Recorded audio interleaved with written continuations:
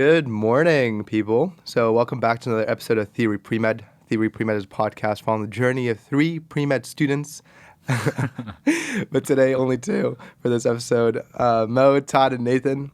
Here we talk about our path and experiences as we bring on guests who will connect people and pre-meds worldwide. So if you're thinking about med school or healthcare just in general, you are at the right spot.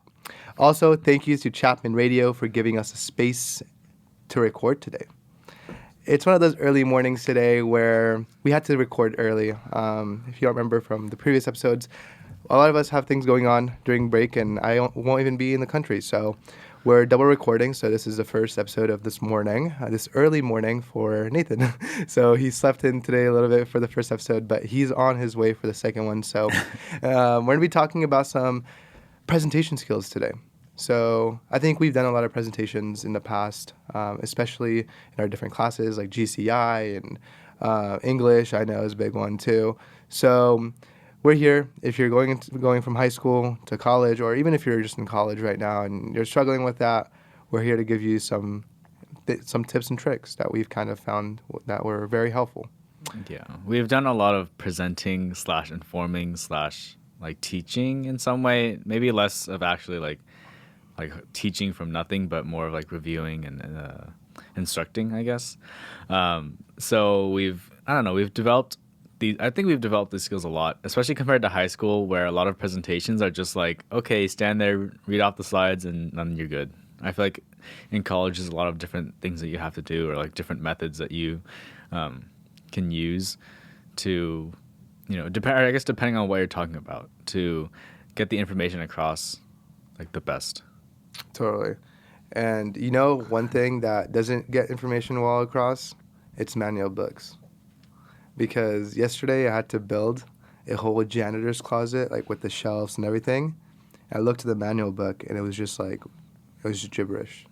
For what? So I was at the volunteering thing at OFD. Oh. And dude, I was supposed to get off at like at 3. I got off at like 6:30. And then I still had like 20 minutes to go, and I really wanted to get it done. And then they were just like closing up, and I was like, and they just like basically kicked me out. They're like, all right, just go home. We'll finish it tomorrow. But yeah, so manual books suck.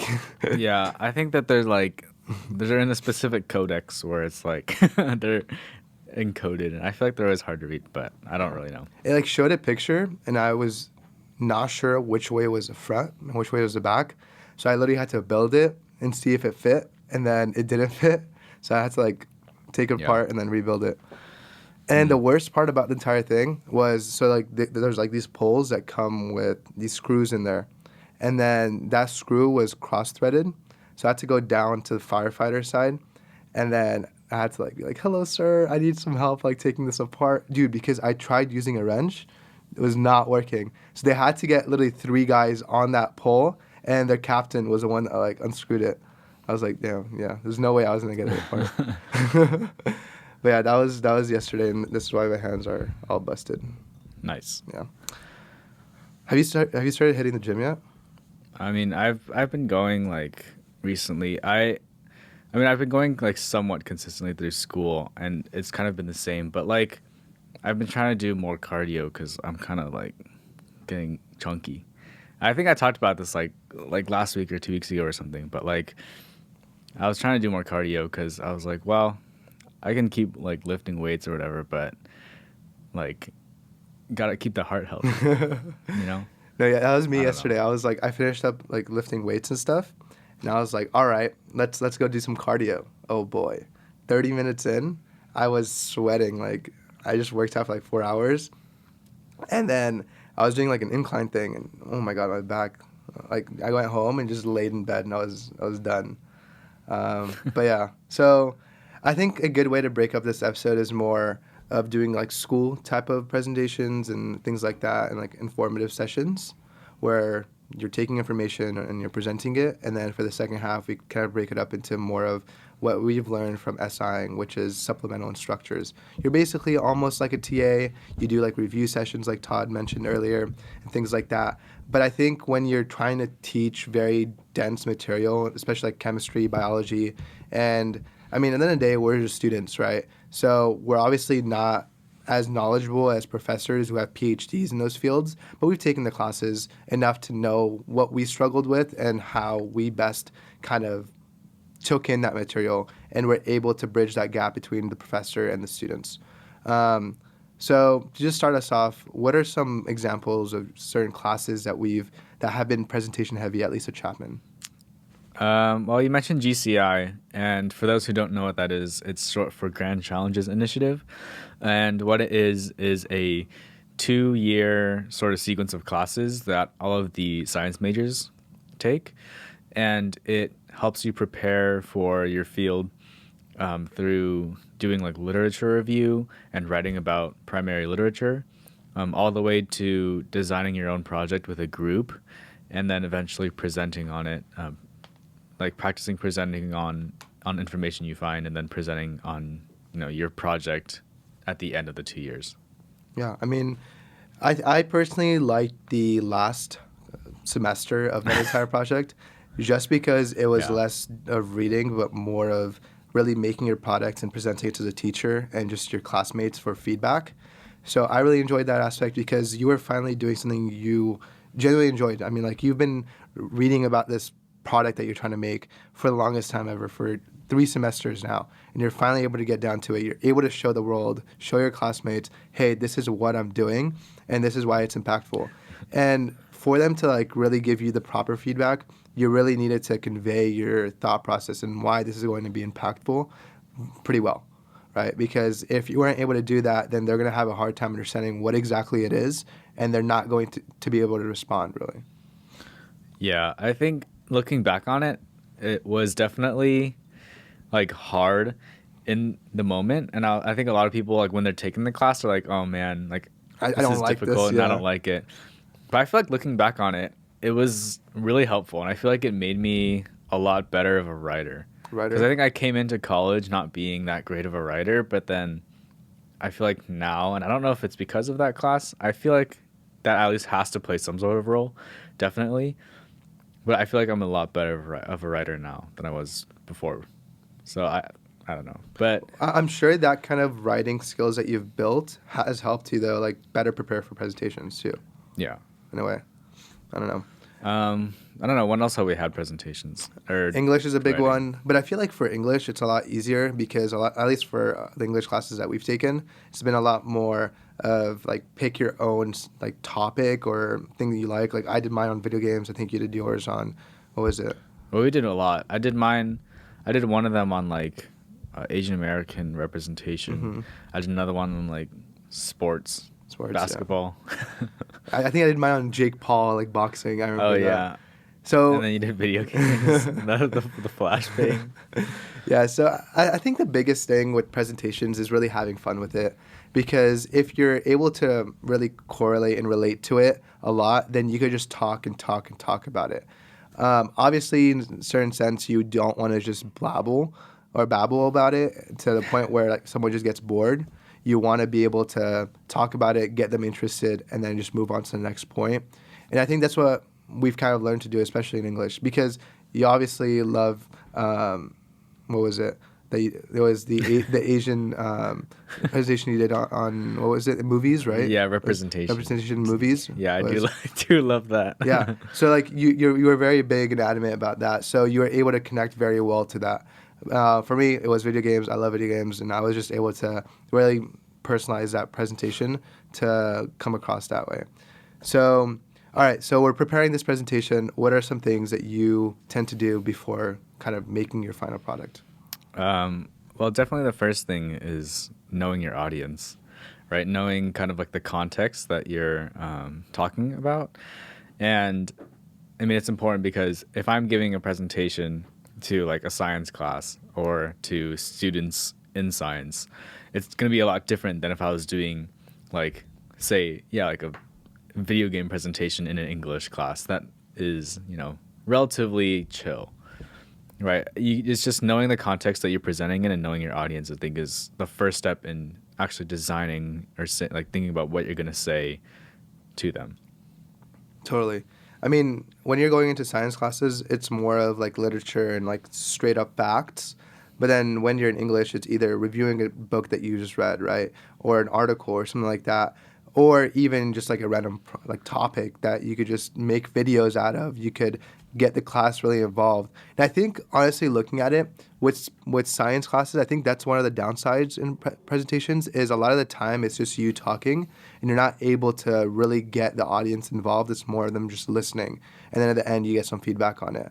But what are some ways when designing your presentation, especially in science classes, I think that gets a little hard with that because there's just so much information that you could present on that a lot of the time. What are some ways that you use to condense the material into a presentation where the audience could really understand what you're trying to like get to them? Well, I think it's just what I said about, knowing your audience. I think being able to kind of, make things digestible and thinking critically about, how would I want to be how would I want to be talked to about this material had I not known anything about it, right? Because obviously when you're presenting, there's sort of a prerequisite of you have to have this like X amount of knowledge about this subject before you can, or like you should be like talking about it. I mean, it's all dependent on the context, but if you think about it, it's like you're gonna have more information probably than what you're gonna be presenting, and so you have to think about what's my audience knowledge level, right? And how can I deliver my knowledge in a way that is, digestible for the audience, right? So like if someone had just walked into the class, they should be able to understand it. Yeah. For the most part. Yeah, because if you just walk in the room and you start talking about everything that you know, right? If we walked into the first day of biochemistry and just gave a biochemistry presentation about the stuff that we know, right, without going over like the sort of foundational stuff, it's like, well, if you don't have the foundation, then it's really hard to understand. Nothing means everything anything. Else. Yeah, totally. That's all just words. Mm-hmm. Yeah. And I think on top of that too, it's when you're reviewing your presentation, let's say you're done with it, if you read it and you're getting bored in it, I think that's kind of a hint to like, hey, we need to change something up a little bit. Because yeah, science is very straightforward in a way. It's like, hey, you have this information, now convey it. It's not really, I would say when you're presenting it, it's not really adding a creative twist to the words. It's more like a creative way to the way you're presenting it. So at times it's easy to get lost in the sauce in a way, like the people say, right? I don't know. I just felt like saying that, and I said it. I don't know, it's sauce. But yeah, no, for sure. I don't know. And so I think the biggest thing too with presentations, it's really being able to come in very confident as well. Like, yeah, I understand you could be shy, right? You have a large audience, and a lot of the time they could be very critical of the information that you're pursuing because you've all taken the class and a lot of people know what's being said. So it's very easy to kind of be afraid to make that small mistake or something like that. But it's okay. If that mistake happens, just move on. As long as you keep on going and you don't make it very apparent and like start freaking out about it, I think no one will really care as much. It's what I've noticed at least in high school was when you mess up and you're like, oh my God, I'm so sorry. Like I misspoke. Like just keep on going. Because that's when people are like, oh, they just made a mistake, right? And I mean, I think confidence is key not for just presentations, but really anything. Whenever you're going into a new volunteer position, whenever you're going into a new classroom, whenever you're going into office hours, right? You want to feel confident. You want to. That's who you are, And the way you're confident is by being who you are. And the second you try changing things up into something that you're not, it's hard to do that, right? And it's not your natural state. Would you agree with that? Yeah, I mean, going back to what you said about confidence in presenting, I definitely agree with that. To me, it's like one thing I think about is that like if you pay attention to your mistakes the most, right? If you missay something, you're gonna pay attention to it a lot more than other people are. Like if you think about anytime you've sat in the audience and someone who has spoken has messed up. I guess even if you sit here right now and you think about, when's the last like presentation or like any presentation I've recently listened to, like, you can't even remember the last time like you remember someone messing up unless it was like a really bad mess up.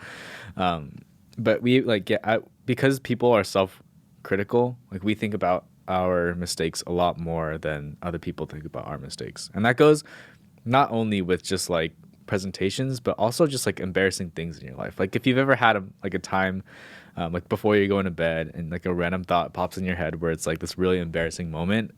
Like I don't know if that ever happens to you or anyone else, but like you're the only one who remembers that. If you think about other times like other people were like really embarrassing like a long time ago, I'm sure you it's really hard to remember, and I'm pretty sure people don't remember certain things about you either. That being said, in terms of confidence, I think yeah, just going into it, you know, doing your best to be confident is definitely the way to go. I think it can be hard to not be like scared. And that kind of comes back to the quote of like, if you can't do it confident or you can't do it fearless, then just do it scared, right? I don't know if you have like this sort of not like problem, but like this phenomenon where like whenever I'm about to present, even if I know exactly who my audience is, and I like say it's to a class I've literally been in like the whole semester, and like people like with who I'm like friends with and stuff, like even if I'm not nervous in my head, like my heart still like beats like it beats harder and Leading faster. up to it. Yeah, even if I know exactly like who I'm presenting to, I know it's like super low stakes, and like I know like I'm friends with people in the audience, it's like it still is nerve-wracking. Even in my head, I'm like, oh, like this is fine. Like I know exactly what I'm gonna say. My heart is still just like pounds harder and faster. I don't know if that's It's just like, I think it's just the human nature, really. Yeah. Because, I mean, you're going up in front of a lot of people, right? Yeah. And you have so many eyes on you. Something I've always tried doing that I think kind of helps me calm down whenever I'm presenting is, yeah, I'll look at the audience, but a lot of the time I'm not looking at specific people. I'm literally just looking behind them. Like, looking behind them, I think just works so well. Have you ever used where, like, they're like, imagine the audience naked? Have you ever done No. that? I don't know. That's weird. Yeah, I've never done that either. That's weird. So I think that's like a very interesting way to do it. If you've done it, let us know how it goes in our comments when we post on Instagram. Yeah, I find that I don't look at people like in the eyes when I'm presenting. At least I don't think I do. Maybe I do just because like I'm thinking of like what I'm saying, and like I'm just looking at like random people. But I feel like I just kind of look like between people. Yeah. I don't Totally. really know though, because I feel like most of the time I'm just more focused on like what I'm saying. But yeah, I don't know. I think when crafting your presentation too, something that does help you organize yourself and really go through that presentation where everyone else understands it is setting kind of like a question for yourself that you're trying to answer. So for the first part of my presentations, I typically tend to ask, what am I presenting, right? And that's where I give some background information. So the what. And then the why. People always want to know why. And I think sometimes, depending on the type of information you're really presenting, you could switch that up. You could kind of give a problem or an issue. And I think we saw a lot of that in GCI, where we are trying to solve some type of world problem, and that's where the why came first. Why is this important? Why should you care about this? And then how are we going to fix this, and what are we going to use? So depending on the presentation, you might have to switch up those questions. But I think the biggest questions all humans always want to know is, why should we care? I mean, you're talking to us. 7 other groups already talked to us. Why should I care about your presentation more than the other, right? And again, how are you going to fix this? So that could be like, I am trying to bypass the blood-brain barrier. That was our thing for the longest time ever, and we talked so much about it. And there's so many issues with that. It's so complicated. But how are you going to do that? And that's where we started talking about nanoparticles and things like that. And then eventually we ended up with the what, which was our product. And eventually our product kind of went from nanoparticles to something that could make nanoparticles a lot easier to synthesize and things like that. So there's definitely a lot of different ways to approach a presentation, but just breaking it up into those sections where you're better organized and better prepared, it just makes it easier. So that when you go up, you know the sections. You know the information like, hey, this is what I'm doing, this is why I'm doing it, and so on. And I think an important thing too is when you're presenting, it's okay to loosen up a little bit with your presentation. Like, yeah, it might be to a science class, but make it a little funny, right? I mean, especially when you're doing a presentation, it's typically during midterm season or final season. You've known the class for so long. You should have at least kind of talk to the teacher a little bit where they know you a little more, right? So yeah, you still want to be professional, but I feel like that kind of line could be dropped a little bit to the point where you could make those like slight funny jokes where everyone kind of smiles or just laughs for a bit, and that kind of gets more people engaged. And even the teacher, I mean, they're grading so many different presentations. They don't only have your section, but they have so many other sections as well. So they've heard a lot of this information over and over and over again, and it's easy for them to lose track of what you're saying, right? So to keep them engaged, it's okay to throw in that little joke every once in a while, especially if you have like a inside joke within your classroom. So that's, I think, my 2 cents on presentations. I don't know if you want to add anything else. I'll add a little more. I think what you were describing in terms of the order of delivery of information, it aligns a lot with the idea of telling a story. 100%. And kind of what I think you were getting at is you described how for our project we're trying to bypass the blood-brain barrier with nanoparticles, and then we went through a lot of diversions and a lot of kind of blocks in the road that eventually turned our project towards making a microfluidic chip to synthesize nanoparticles. And by delivering information in a way that's told in a story, that helps the listener or the reader understand, why this is important. That whole central question of like, why should I care? Because, within that story, I think a lot of times we find the reason why we care, and that's kind of delivered when you present in that storytelling way. And it also helps to kind of help with like the foundation and then building up from that, because in that story, like you're delivering what your foundation is and where you started and where like you're ending up, and that's kind of like talking about your build of knowledge too. But this is also a little sidetrack. Did you know that there's another group that did like CRISPR? And they won.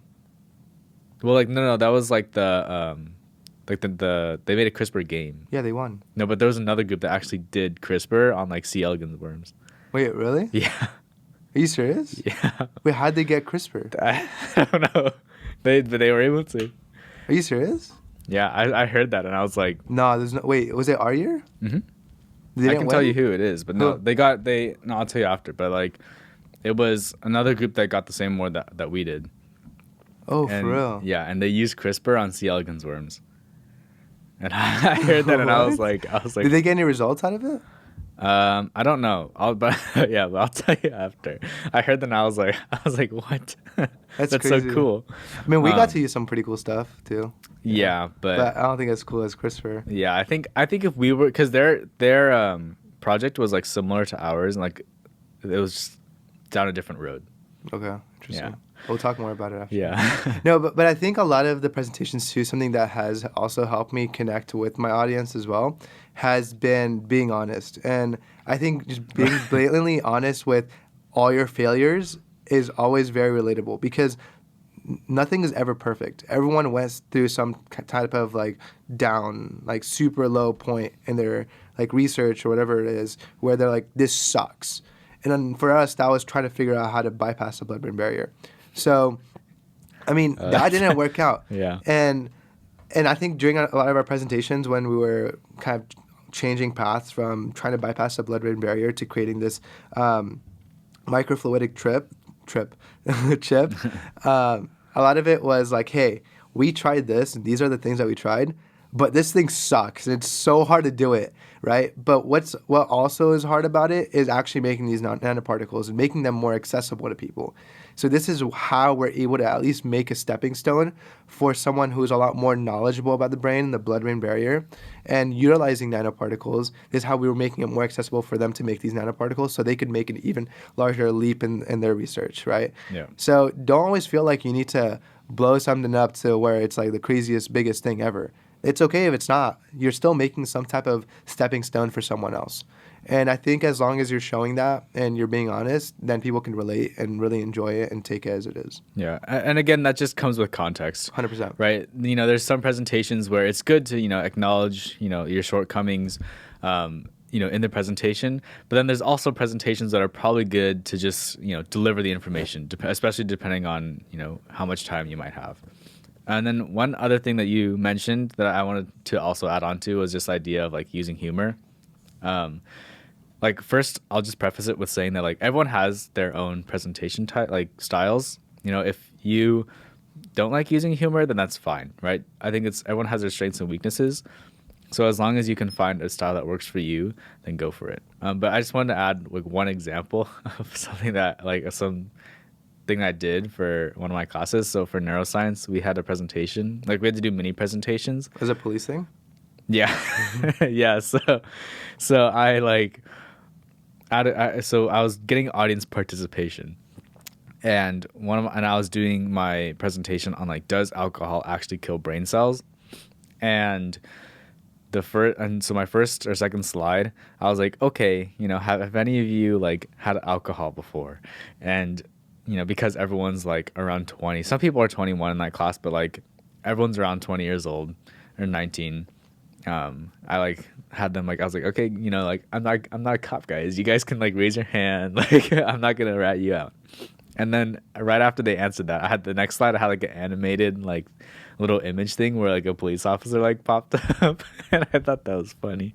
And that was one way that I used humor to like help bolster the presentation. But even beyond that, so what happened was the image of like the cop shows up, and under it says, Officer Jim also likes to enjoy like a beer with his friends on the weekends or something under that, right? And then I built my whole presentation around that narrative of like, oh, is Officer Jim like gonna be like healthy?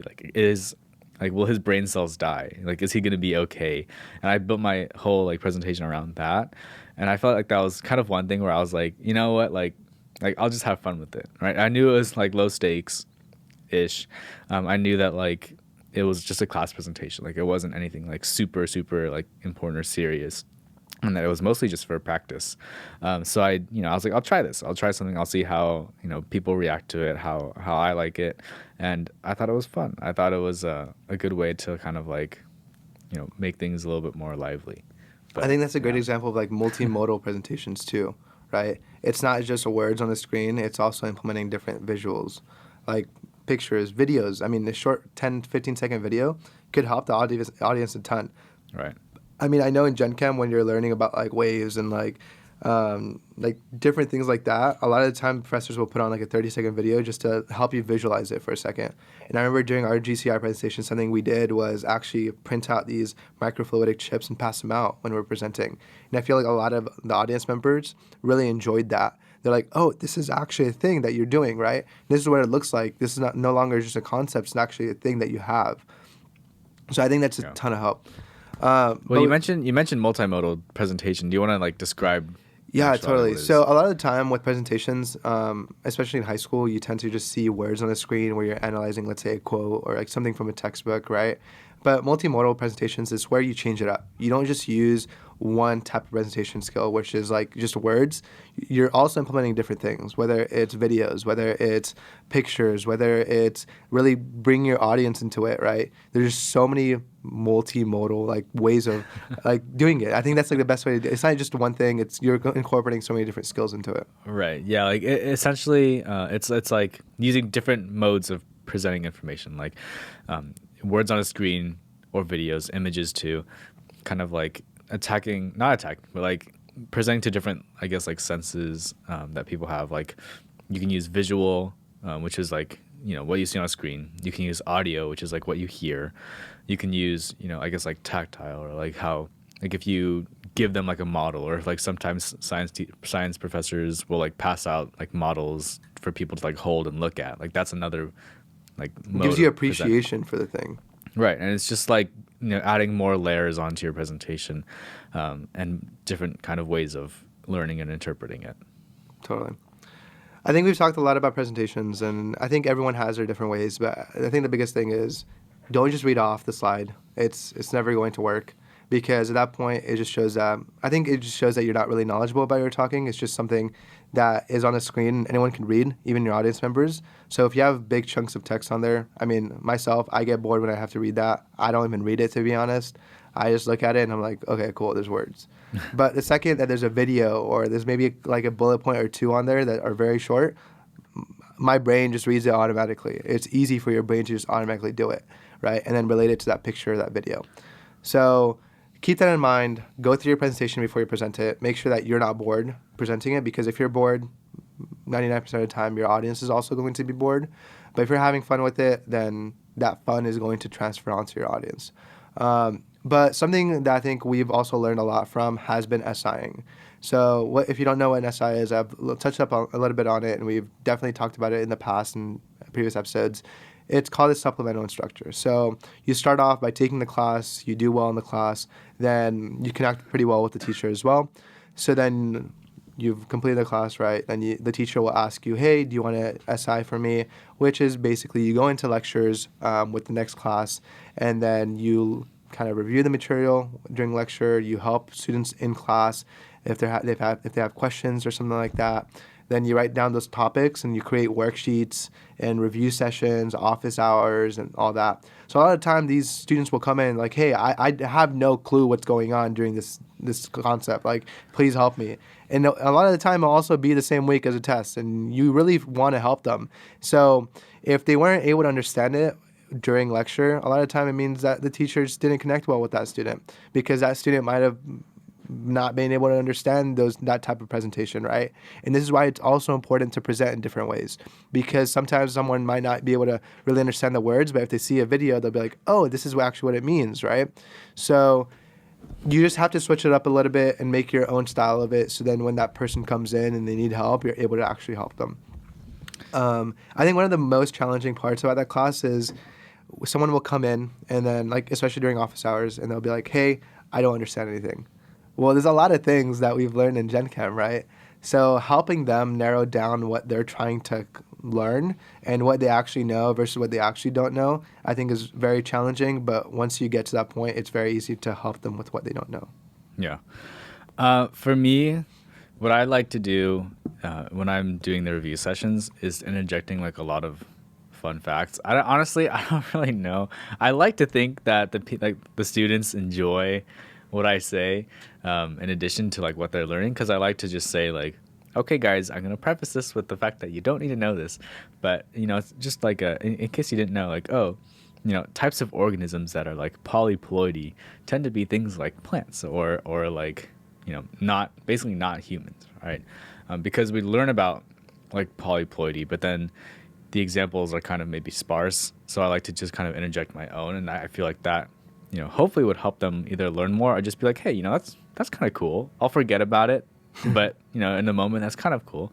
And I always like to say, I'm pretty sure I say this like 3 or 4 times like throughout the semester. I'm like yeah. So now you know this cool fact that you can go home and tell your mom and dad about it when like when you go to like Thanksgiving or something.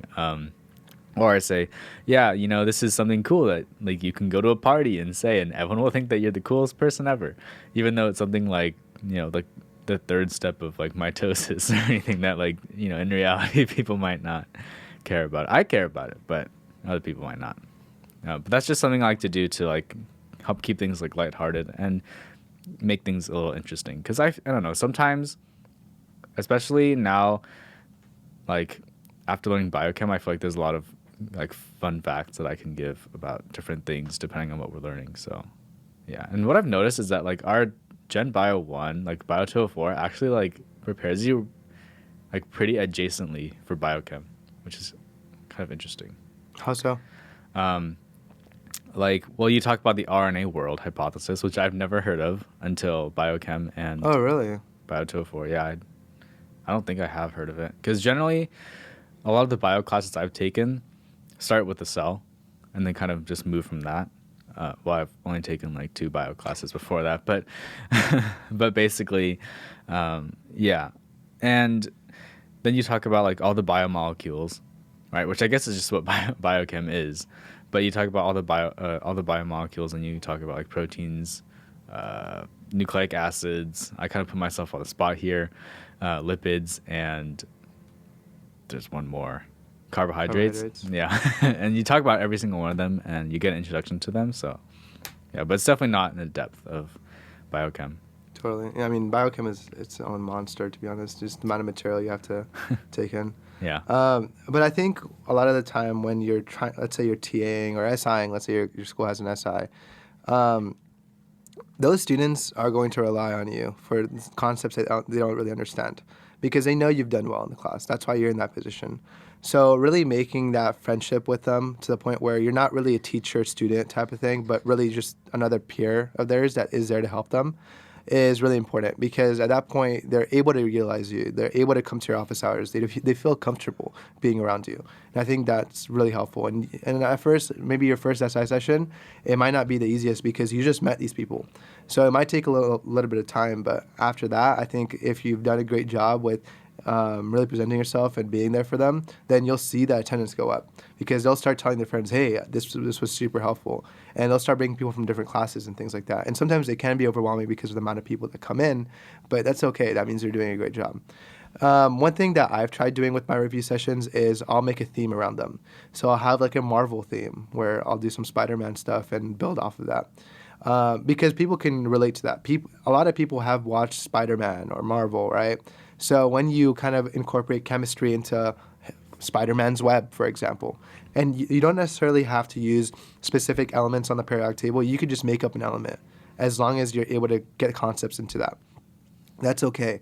And that just like, I mean, people have already gone through lectures all day long, and now they're going to a review session for 2 hours later in the day. Like that's a lot of time commitment to that one class, and a lot of the time you're just tired. So coming in and getting that fun out of it, I think is usually very appreciated by them. And a lot of the time, not a lot of the time, but sometimes you'll put out a concept out there, and I don't know if this has happened to you, but everyone will just be like, what is happening?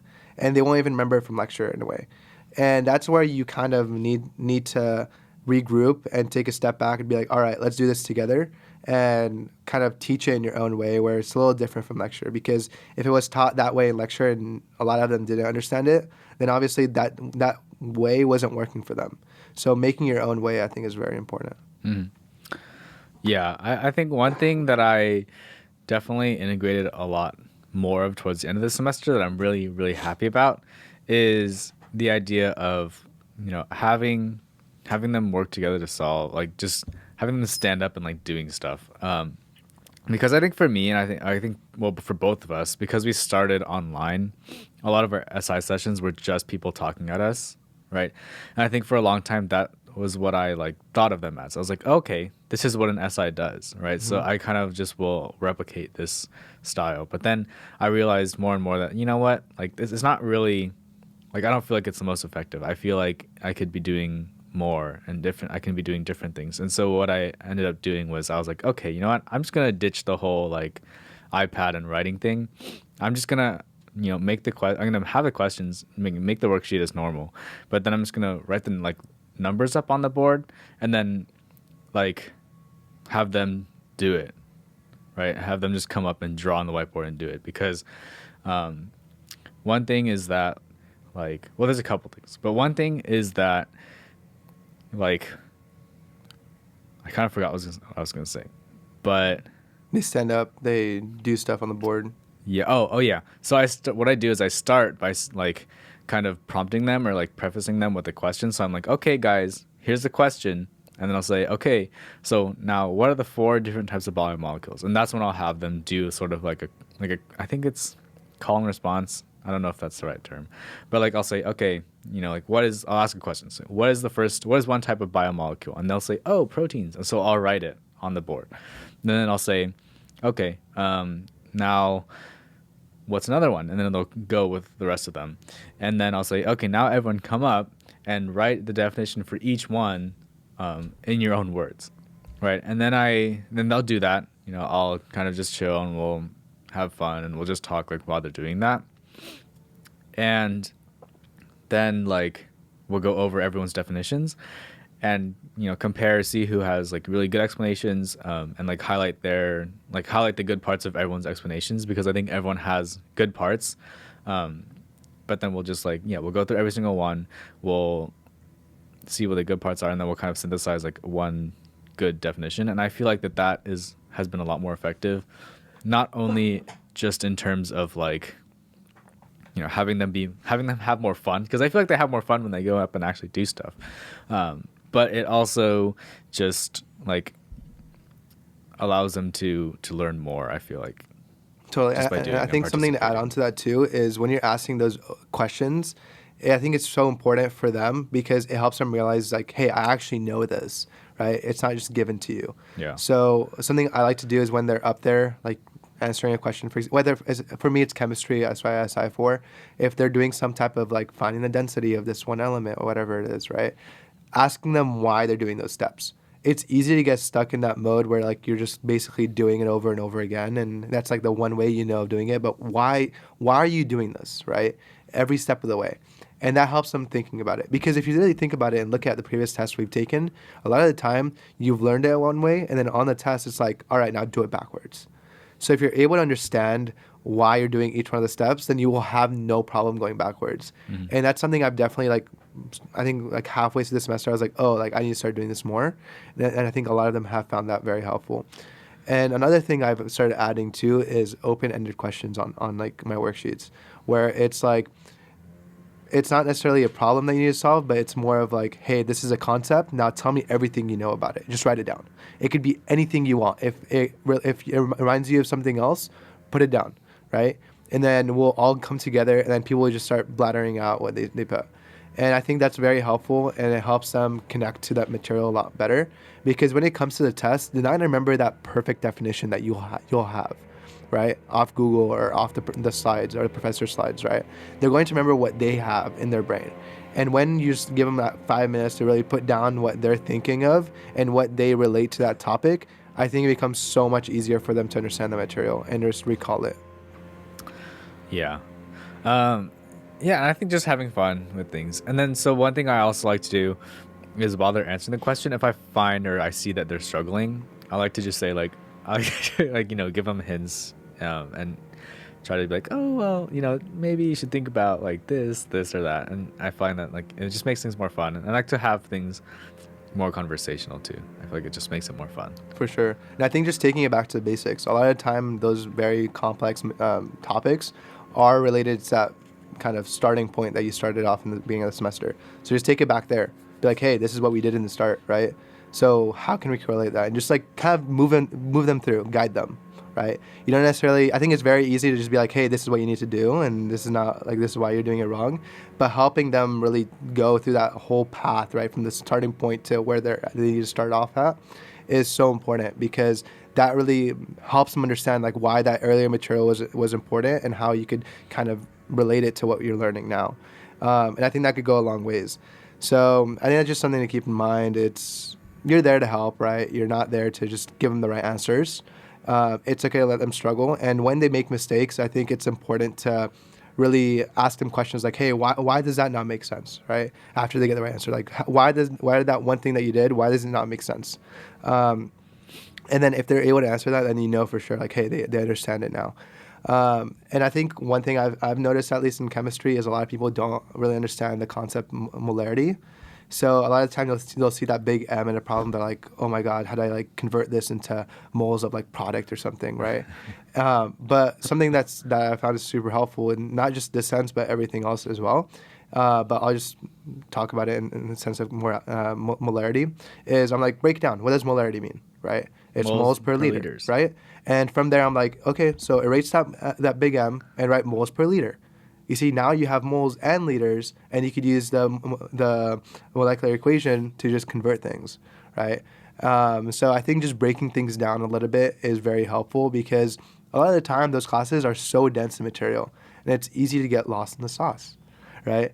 So, so Yeah. I don't know. It's just one of those phrases I'm going to say today.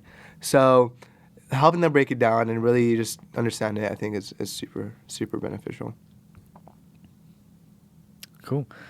Yeah, I don't know. Any last words? Maybe not any last words. That sounds kind of dark. Some last words. Any, last episode. Any last thoughts? What would you say? I'm trying to think of like some good questions that some people might be thinking about going into, like, let's say they're considering SIing, right, or TAing. I think a big fear of mine was giving them the wrong information in a way, because let's say they're coming in for a test review or something like that. You obviously don't want to set them off on the wrong path, because in the day you are a student, it's easy to make those mistakes. I think a lot of it comes in with really being transparent as well. If there's something genuinely you don't know, that's okay. Then just say it. Yeah, just say I don't know. Like, hey, let me write this down, and I'll ask the teacher and get back to you. That's totally fine. And being open-minded too, right? You might solve a problem, and everyone might agree with you, but then not one student might come to you and be like, hey, this is actually what I think it is, and this is why I think. And if it makes sense, like, you need to be open-minded. Like, hey, this might actually be correct, and I might have given everyone else the wrong answer, and really just taking a step back. Like, it's okay. Like, no one's gonna hold it back against you, right? Yeah. If anything, they're gonna be like, oh, like Mo told me this is how you do it, and this is why I did it on the test, right? Then that makes you look a little bad, right? But if you just take a step back and like, hey, ask the teacher, like, oh, I saw this is the way I did it, but then one student came and told me this, and it kind of makes sense. Is this right? They might tell you like, hey, that way it was wrong because of blah blah blah blah. And if you did it that you did it wrong, then that might be a common misconception between the students as well. Right, so that's what they're gonna look at. They're like, "Oh, that was super helpful. I'm glad that he showed me that. I'm glad that he told me like, hey, this is actually wrong. This is how you actually do it. That's totally fine, right? Those are what's gonna make up for that. No one's gonna care about you making a mistake and correcting yourself. That's actually a good thing. So that's like something I was worried about, but I don't think. I mean, you're coming in prepared. You have your worksheet. You have what you're going to talk about. A lot of the time, at least for me, I'll meet weekly with the professor and really talk about previous semesters, what students struggled with, what are some things that we need to cover more during review sessions and things like that. So coming in prepared, definitely helpful. And a lot of the time, I know, especially in office hours during finals week, I had a lot of people come in and they're like bringing up material from the beginning of the semester. I'm like, oh, wait, I totally forgot about that too. So it's like to be like, hey, give me a second. Let me look at my notes really quick just to make sure that I have it down 100%. So I think honesty as well with that is really important, because you don't want to break that trust. If they're coming to you, you want to make sure that you are indeed helping them and not giving them the wrong information. And if that takes you telling them, hey, give me a minute or two, that's totally fine. Yeah. I think definitely there's like an air of like, being prepared is definitely something that's important. But yeah, also accepting that you can be wrong. Like, we're people. Like, we make mistakes. And at the same time, we're not like spending every single day learning about the material that we're like talking about, because we also have, a billion Our other own things. classes and Yeah, things. a billion other things to keep track of. And it's like, there's going to be times when we're wrong, or we forget, or we misremember something from class, or we didn't even learn it like correctly in class, but like, we still managed to learn the other things well enough. And it's okay. It's okay to be wrong. You shouldn't be wrong. Like, you should try your best to like, give accurate information all the time. But, if someone comes up to you and says that you're wrong, then it's okay to like take a step back and be like, I was wrong. And to just acknowledge it. Totally. Yeah. So, I mean, I think it was a little bit of a last minute episode for this one, but I hope that you guys gained something out of it, whether it's presentation skills or teaching skills. I think the biggest takeaway is be yourself in those, because that's what's going to differentiate you from things. If you're teaching, for example, the same way your teacher is teaching, or the person that you're TAing for is teaching, then that's not going to make a difference when someone comes and helps, right? Or for help. They're going to want to hear it in a different way. They want to hear it from your voice, because they didn't understand it from the teacher's voice. So I think that's something to keep in mind, especially during presentations as well. Be honest with yourself. If something that is boring, make it fun. It's okay to loosen up a little bit. Go in confident. It's okay to take a step back when you need to, when you've made a mistake. That's okay. But make it your own sauce. Yeah. And then one last thing that I'll add is just the idea of practicing, right? Record yourself doing the presentation and listen back to it. As hard as that might be, it's, one thing I think that is really important is getting used to hearing yourself talk.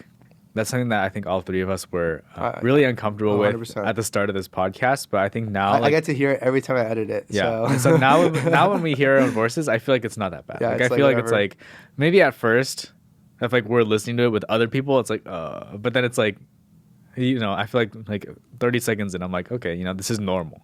But yeah. Yeah. So I think I saw something that was like, first listen to your voice without looking at the video, and then listen to the video or watch the video without listening to the voice afterwards. And that way you can kind of see like, hey, these are, let's say I'm saying a lot or something like that. then you're able to catch on that. Or if you have some weird like thing that you do with your hands when you're talking, then you're able to catch that afterwards, right? Those are some things that you could look at and really just, see. Yeah. So, anyways, I hope you guys are enjoying your break. I think we had our Christmas special come out this week, so hope you guys enjoyed that as well. Is there anything else? Oh, most pre-med thing to say. What are we gonna? What's the most pre-med thing? I don't know. Make it fun. Nathan, you wanna? Rip. I don't know. Making it fun. Make it have fun with it. I don't know if that's exactly like a pre-med thing to say, but I feel like it's something that a lot of pre-meds need to say a lot, because sometimes things can maybe feel a little bit mundane, but making it fun or interjecting like your own sort of way of just having fun makes things a lot better. Totally. Well, that's what we have to say today. Thanks for tuning in. We appreciate you all. Thanks for all the support. If you haven't already done so, please follow us on Spotify, Apple Podcasts, YouTube, TikTok, Instagram, Twitter.